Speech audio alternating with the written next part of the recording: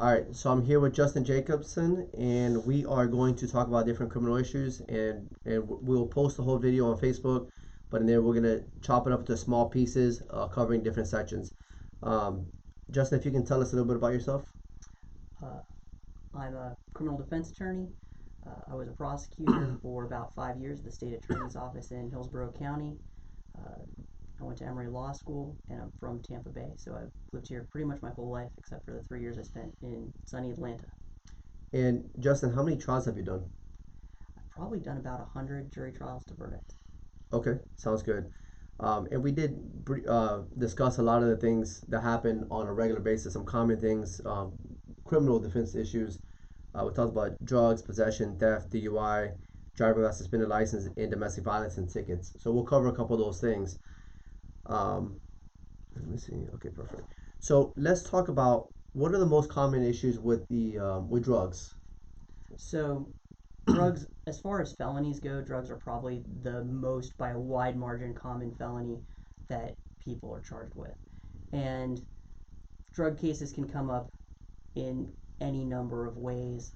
The most common ways that drug cases begin are with a traffic stop or sometimes with an arrest for some other issue. So either there's going to be a traffic stop for some reason, it could be as simple as a tail light out, a problem with the registration, and then something gives rise to some sort of suspicion in the law enforcement officer. The smell of marijuana is classic, the smell of burnt marijuana. But it can just be something as simple as furtive movement inside the car. It can be something as simple as nervous behavior, maybe some sort of indications of a DUI that don't quite arise to the level of a full DUI investigation. But some way or another, there's a search of the vehicle and contraband is found either in the vehicle or on the driver or a passenger. The other way that drug cases come up frequently is an arrest for something else. So, a domestic violence arrest, or an arrest on a warrant, or an arrest for driving on a suspended driver's license, one of these other very common things, even child support arrest, and then drugs are found either on the person or in the vehicle with them. So, these are the most common ways that these drug cases start. A very common thing that happens uh, in these search and seizure sort of cases is frequently the drugs are not even found on the defendant. So one of two things, or both of these things happen. An officer might not have probable cause to search the car, but might ask for consent to search, or say something like, "Do you have any drugs on you?" Uh, Now, a traffic stop is not generally speaking, is not a seizure in the sense of an arrest. So technically, it's a consensual encounter. That doesn't mean you can drive away from any traffic stop, but it does mean that the officer doesn't have to read you Miranda. So what happens a lot is people feel like they're being detained. Really, they're not being detained. They're not compelled to answer in any way. They're not compelled to submit to either questioning or to a search. So typically, people spill the beans. They say, "Yeah, I have drugs in the glove compartment," or "Sure, you can search the car. Sure, you can search me." They get out of the car and they say, "Sure, you can search me," even though they know full well that they have drugs on them or they have drugs in the car. General advice in any sort of interaction with law enforcement in a traffic stop is be polite, be short, consent to nothing. You don't have to answer any questions. If the law enforcement officer starts questioning you, you can ask, "Am I detained?" If the officer says you're not detained, say, "I don't feel like answering any of your questions then." If the officer says, "I want to search your vehicle," just say, "Thanks, but no thanks."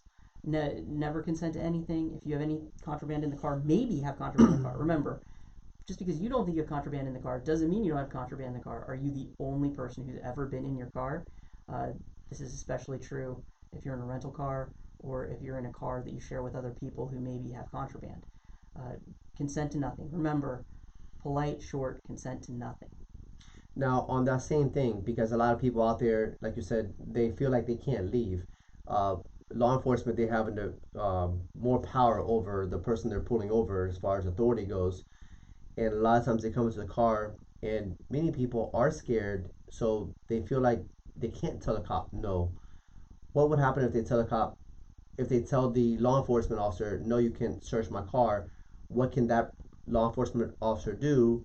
And what two things? And I know one thing could be they can probably try to get a search warrant, or if you can talk to us through that, better said. And the second thing is, what happens if that client, that person says, no, you cannot search my car, because I know that's a fear for many people. Well, this is where sort of the rubber meets the road, or where theory and practice diverge, because people feel like people are frequently overawed by the presence of the police officer, or it makes them very angry. Many people are very angered by being stopped by a police officer, interrogated, and subject to search by a police officer. In either of these cases, people are going to make the wrong decision.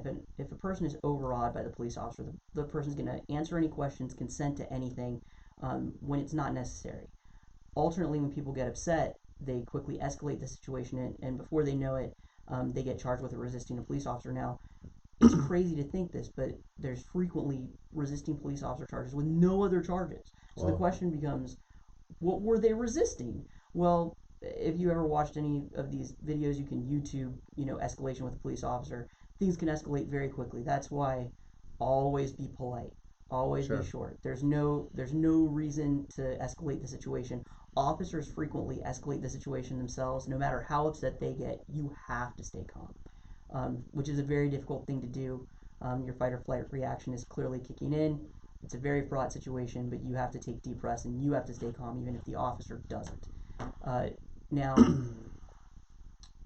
if you are subject to a traffic stop one way or another and an officer asks to search your vehicle and you don't want them to search your vehicle, you're going to say no thanks. And you think that would be the end of it, but it's not. An officer could attempt to get a warrant and keep you there for several hours while they're trying to get a warrant, unless they have specific reason to think that you have something big on you. They probably won't do that, but frequently they'll have some sort of pretext to search your vehicle, or uh, they'll find some reason to detain you. So what would happen then is they might say there might be a DUI investigation, so they might claim that you exhibit some signs of DUI and pull you out of the vehicle that way. They would check to see if you have warrants from somewhere. Maybe you have a warrant. Maybe there's again the odor of marijuana. That, by the way, is we're in the final days of that, because there's been a lot of litigation, in the Maryland Supreme Court recently found that that's not a reason for a search of a vehicle, and I wouldn't be surprised if the Florida Supreme Court wasn't so far behind on that. So these marijuana searches will probably go away, but there's still impound searches. So if they can find any reason to arrest you, even the most minor thing to arrest you, then they can do an impound search of your vehicle. The answer is they may well find some way to search your vehicle, but you don't want to give them that way. Sometimes I tell people, like, it's rough, but you might have to take the ride. If you consent to something today, you might not get arrested today, but you're giving up the defense later. Whereas if you just keep your mouth shut, don't consent to anything, you might end up going to jail today. You might spend a few hours, you might not bond out till the morning. It's a rough night, but you might hold that defense in your pocket so that later on you don't have the criminal conviction. Which, if what you have is something as simple as a marijuana cartridge, as opposed to loose marijuana for smoking, but a marijuana cartridge to vape, that's a felony. If it's spice, that's a felony. Sure. If it's a little bit of powder cocaine, good for Friday night, that's a felony, right? A one Xanax pill, one oxycodone pill, it doesn't take much to be a felony. And these felonies are punishable by up to 5 years in prison. Even if you don't go to prison, probably if you have no record, it's very unlikely you'll go to prison. You'll end up going through tremendous time and expense to deal with this case. What if they don't have enough probable cause, but they still kind of force themselves in and get it? What happens? What they, whatever they find, is that later on? Because you mentioned about defense. So the reason you consent to nothing is because they may well, an officer, especially an officer with something like a rapid offender control unit or a street crimes unit, maybe might get a little bit too enthusiastic about their job and start searching your vehicle anyway. Now, if they find something, and you're not saying anything, they might say, if you admit to this, we might not arrest you today, or blah blah blah. If you say nothing, you take the arrest, you go, you bond out, spend a couple hours in jail. Later on down the road, an attorney can file a motion to suppress for you. And if it's a good motion to suppress, the whole case might get thrown out. So don't give away that good defense later. Okay, yeah, that makes sense. The most common question is, do I blow or not blow? Uh, the answer is maybe. Maybe. So you have to sort of you have to sort of think into the future on this. I mean, obviously, if you refuse, there's a few problems with refusal. Now, frequently you hear the blanket advice from everybody, like refuse everything. Sure. That's not necessarily the case. Now, the field sobriety exercises, which are the first stage of the investigation, you can refuse those. Actually, you can always refuse those. You can refuse those anytime. And those exercises, which are divided attention exercises, they're sometimes called field sobriety tests. They're not tests, they're exercises. But you can certainly refuse them even if you've refused before, even if you've gotten a DUI before, you can refuse to take those. Now, if you refuse to take those, it is very likely that you will be arrested. Okay. However, generally speaking, the officers have made up their mind. No matter what they say, they've made up their mind from the time they've done the horizontal gaze and nystagmus. So most of the officers can't testify to it, but they've all been trained on how to do horizontal gaze and nystagmus, and they have a pretty decent idea what they think you're going to blow in their mind, even if it's not admissible in court. So they have a good idea if they're going to arrest you after they say, can I check your eyes, and they've checked your eyes. So if an officer says, can I check your eyes, and they check your eyes, and then they say, do you want to do field sobriety exercises, probably they've already pretty much made up their mind they're going to arrest you. Now, I mean, maybe you're a ballerina, maybe you're a person who's very athletic, and you're very likely to be able to do okay at field sobriety exercises. The average middle-aged, overweight person couldn't probably do them in a reasonable way. It's kind of difficult, actually. Yeah, under any circumstances. Sure. So you're probably not going to look good on them, and the officer's probably made up his mind already. So refusing those doesn't really have any negative impact other than the immediate impact of you're going to be arrested for DUI. Okay. The more nuanced question becomes the second question, which is, do you refuse to blow? Now, if you refuse to blow, instead of a 6-month driver's license suspension, if you blow over 0.08, you'll be looking at a 1-year driver's license suspension. And also, it's a safe harbor. You can only use the one time because it's a misdemeanor of the first degree, punishable by a year in jail if you use it a second time. So frequently people who refuse to blow before and got in a reckless driving, then they refuse to blow again the second time they get a DUI. Now, the state might not be able to prove the DUI, but they can certainly prove the refusal, and the refusal could get up to a year in jail just on its own. So that becomes a problem. So it's not a cure-all. Now, just sort of a second thing, if you blow over a 0.08, but under a 0.15, so in that in-between stage, you're not looking at super enhancements. If you blow a 0.15 or above, you're looking, even on your first DUI, on you're looking at mandatory interlock, you're also looking at increased fine. So, I mean, if you've had a real night, you might seriously want to consider just eating the refusal. If you think it's close, if you think maybe you've had 3 beers, maybe you've had 4 beers, maybe you want to blow and see if you're close to a 0.08. Dice. Yeah, you might want to roll the dice on that. But yeah. let me put it this way: if it's your first DUI, and you know in your heart of hearts how this is going to go down, you can make the call. If it's your second DUI, you're basically stuck blowing because you can't take that refusal a second time. So you might want to keep it in your back pocket. You have to make the game time decision at a time when it's pretty fraught, but no one can make that decision for you. Now, moving on to the next day. So you've taken the ride, you spent the night in jail, you get out in the morning, you feel like crap, you have to go hire an attorney. Somewhere along the way, they told you they're going to suspend your driver's license, either for a year or for 6 months, depending on whether you blew or refused. Now you have some options. You have your ticket. They've taken away your driver's license. You can drive on that ticket for 10 days, and you can do any of 3 things in that 10 days. You can do nothing, and then the license suspension kicks in. So it's going to be a 30-day hard suspension for a blow, or a 90-day hard suspension for a refusal, after which you're eligible to go get a hardship license, or a BPO, business purpose only license.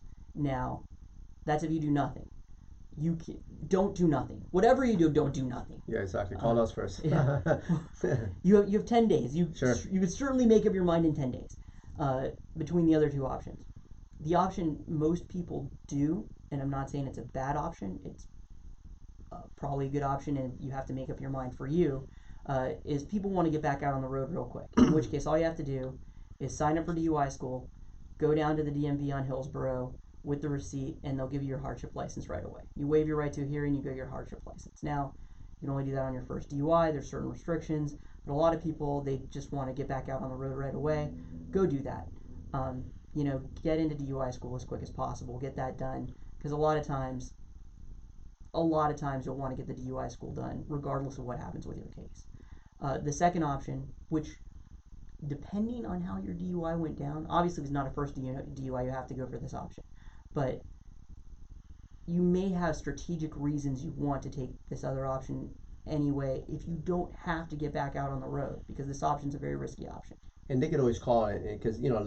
because clearly you've been doing this for quite some time, and at any point if someone is confused and they're not sure what to do, they can call an attorney, call us or whatever the case is, and you can say, okay, these options may work best for you. Yeah. Obviously, this is not a decision you're going to want to make necessarily on your own, because you don't know the strategic issues probably involved. So you're going to want to talk it out with an attorney. Of So course. get on the phone, come down, talk it out, and see what you want to do. But your more potentially dangerous option, but also something that you might want to do, is have a hearing. So you have a right to have a DMV hearing challenging the suspension of your driver's license.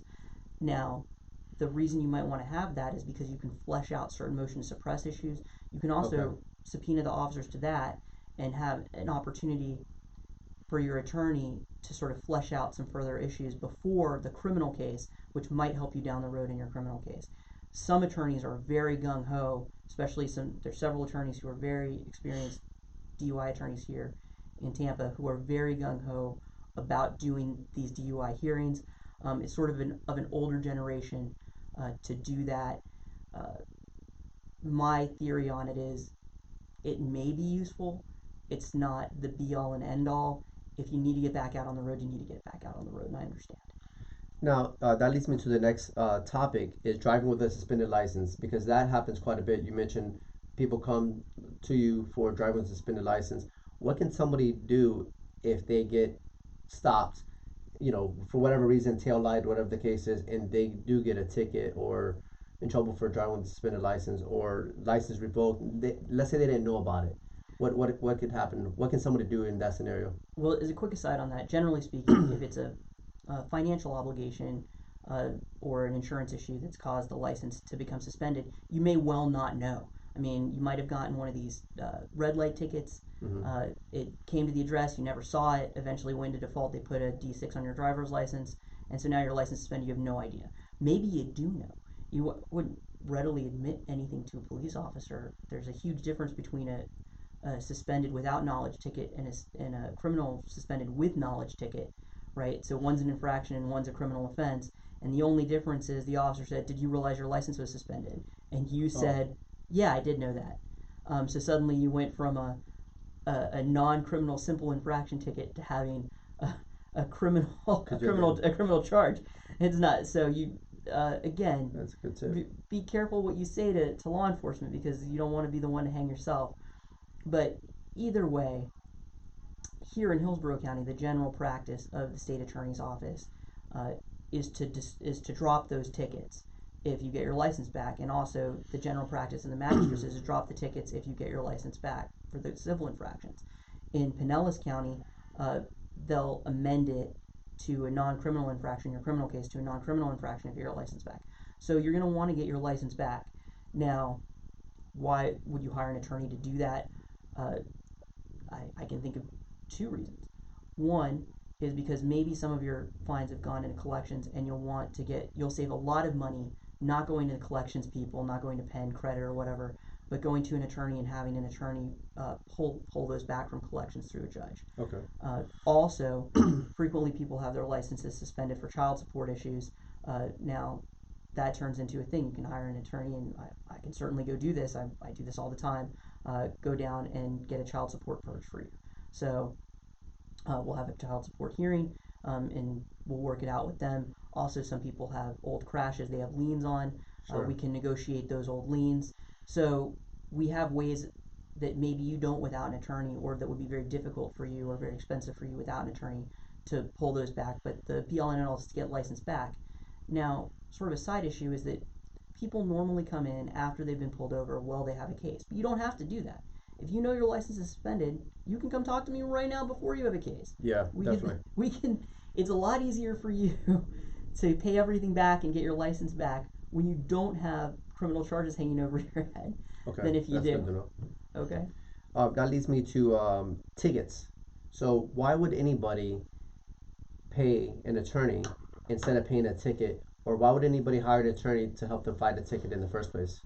Well, uh, people ask this all the time. People say, well, an attorney's going to charge, depending on what it is, $100, $150, maybe even more for a ticket. Why would I do that? Well, when you pay the ticket, and you just screw it, I'm going to pay my ticket. It seems like you're saving money in that moment. I assure you that you are not. You're going to be adjudicated and you're going to get points, and then your insurance rates may well go up. I can't say for sure that they will, but if you've ever gotten a ticket before and paid it, you can probably answer that yourselves. If you hire an attorney, we can do several things. We're going to look at the ticket and see if there's a problem with the ticket, to see if the ticket can just be dismissed. Okay. We can set the ticket for court, and we can see if the officer is going to show up and contest the ticket, and if the officer shows up, if the officer is able to prove up the ticket, so we can test it. I mean, wouldn't you rather pay nothing on the ticket and maybe save some money? Because I assure you, if I'm charging you $100 on a ticket that's $285 or $253 or whatever it is, and I can get it dismissed, you've just saved $100 and some dollars. But let's say I can't. Let's say the officer comes, all the paperwork's in order. I can still negotiate with the magistrate or with the judge, potentially to lower your court costs, and almost certainly frequently, the vast majority of cases, to save the points. And if you don't get points, it's unlikely that your insurance rates will go up. We don't guarantee anything, but it's likely. But generally speaking, that's a very accomplishable thing. Okay. And that's something that you could do either through going to driving school, which you are limited in your ability to do, or by hiring an attorney, which you could do every single time you get a ticket. Or, I'm not. If you come to me for your 7th ticket, I will accept your payment a 7th time. I will never say, "Oh, you're all out of time." So you might want to hold the driving school in your back pocket for when things get real dicey. For those rainy days. Yeah, I got you. What about we talked about domestic violence and issues with domestic violence, and I know some people in family law, people like this shift blaming back and forth, and they file these crazy frivolous domestic violence counts against other people. What happens if somebody has caused the domestic violence to somebody else, and somebody calls? Like, what things do you look at to help them if the attacker, or the alleged attacker, better said, called you or called the firm? How could they be represented if, let's say it did happen, and then let's say it's a not fraudulent, but let's say it's a bogus, claim. If we can look at both sides of the fence. Well, I take all comers, which is to say, if somebody comes into my office and says, I've been charged with a domestic violence battery, this question will never come out of my mouth. Did you commit the domestic violence battery? Sure. So some people are in a position where they did, okay? And some people are in a position where the alleged victim, or maybe not even the alleged victim, maybe a third party, is pressing the claim for some ulterior reason. Which we've seen that. Which happens for all sorts of reasons: to gain advantage in child support, to gain advantage in divorces, and at the end of the day, there's always issues of proof. What we really want to know, what I want to know, isn't whether or not anything happened, but could the state prove it? So what I want to know is what evidence is there that a battery occurred. And remember, in Florida, we have a very powerful stand your ground law. So the question is, A, was the alleged victim battered? And B, if the alleged victim was battered, was it a case of mutual combat or self-defense on the part of the defendant? And remember, the state has to overcome that. So it's in my experience, it's very difficult frequently for the state to overcome that. Domestic violence charges are some of the most common, probably outside of traffic charges, they are the most common misdemeanor charges that we see. Okay. Domestic violence charges are very common, and the reason for that is because law enforcement feels they are under an obligation to make an arrest when they're called. So they're very aggressive in making the arrest, and once an arrest has been made, the case takes on sort of a life of its own. So we get these a lot, and they're frequently very marginal cases. Now, I again, we guarantee nothing. A case could be open and shut, and if that's the case, uh, my job is really to get you the best deal possible. Okay. Frequently, in these cases, diversion is available. If the state can prove it, you can take diversion. If the Okay. state can't, but I'm not going to push any client to take any deal at all, because frequently these cases are very marginal, and a lot of them end up getting dropped by the state. The state drops, I would say, in my experience, the majority of the cases once an attorney comes in and presses them on it. Okay. And lastly, because we talked about it briefly about what happens, let's say teenager or college young kid still depends on mom and dad, and they get arrested. Um, are the rights of teenagers different? It depends on the age. Um, what advice would you give a parent, or what happens in those scenarios? I guess it depends on the crime. I would think. At what point do they become juvenile? At what point do they become adults? And is it after 18? If you could just kind of. So this is a common-ish issue. So teenagers, for anyone out here who's got teenage children, will know teenagers get in trouble. Now, teenagers do all sorts of things because they're immature, their frontal cortexes haven't developed yet, uh, they're experimenting with life, which means frequently committing things that are crimes or could be construed as crimes. Okay. Uh, and they certainly come into contact with law enforcement frequently. Now, obviously, if your kid's a UT student and they're 18, or a University of South Florida student and they're 18, there's not much you can do other than, shake your head and hire a lawyer. Please hire a lawyer. Yes. But if your child is a juvenile, you can certainly talk to them, and probably the thing you should say is, please, I'm begging you, don't commit any crimes. I'm begging you not to commit any crimes. Yeah. If my kids are watching this, please, don't commit any crimes. Likewise. Yeah. However, they have to understand the same thing, the same rule that I said about traffic stops. When they come into contact with law enforcement, they have to be polite, short, and consent to nothing. Now, law enforcement has additional rules that they're supposed to follow when dealing with juveniles, and that's anyone under the age of 18. They not only have to Mirandize them if they're going to interrogate them, but they also have to go through what's called the Ramirez factors. Also, they are obligated to attempt to contact an adult parent or guardian. Okay. However, their attempt can be, I think the word would be desultory, which is they can make a phone call and no one can answer, and they'll just go on about their business because of what they would say is the exigency of their job. I see. But they are obligated to make like sort of a good faith attempt to talk to an adult before questioning a juvenile, although that's depending on the age and maturity of the child. So they go through the Ramirez factors. They ask the child, how old are you? What grade in school have you gotten to? Can you read and write? Determine whether or not the child is a child or a teenager, almost an adult. Okay. That being said, tell your kids, if you're in trouble and law enforcement wants to question you, be polite, don't get angry, short, consent to nothing. That's it.